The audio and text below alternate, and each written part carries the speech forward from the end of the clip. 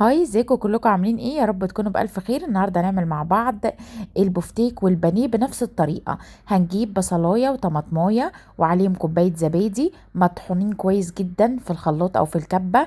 تمام. وهحط عليهم معلقه ملح، معلقه فلفل اسود، ومعلقه بهارات 7، وكمان كيس من بهارات ال11 بهار بتاع كنور. تمام. وهحط كمان قرفة بتدي طعم حلو جدا جدا في الخلطة دي. وهفضل اقلب الخلطة دي كلهم في بعض. هجيب معايا سواء البانيه او البفتيك.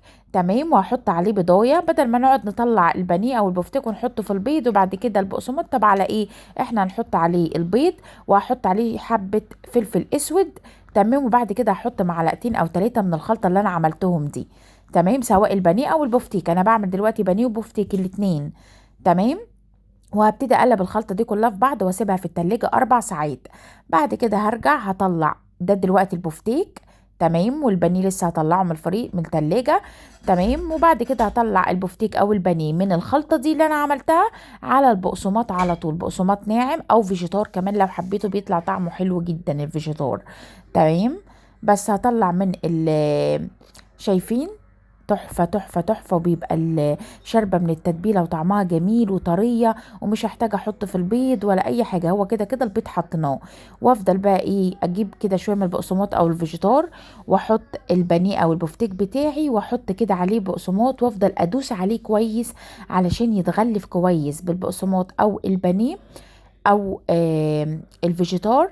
تمام. وافضل اضغط عليه كده كويس لحد ما يمسك فيه البقسماط وانفضه كده كويس.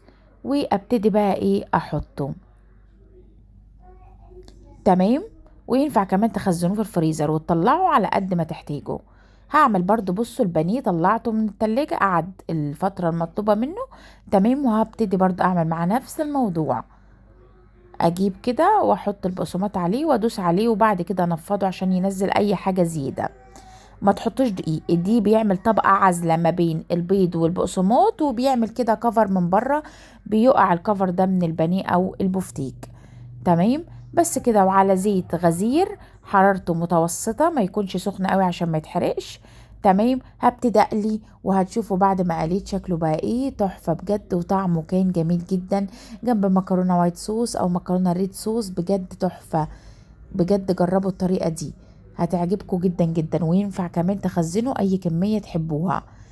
تمام. انا قليته والشكل هيجي دلوقتي بعد ما، وده شكله بعد ما قليته. بجد طعمه تحفة تحفة جدا. اعملوه جنب اي حاجة. تمام. تحبوها. بألف هنا وشفا لكل اللي يجربوا.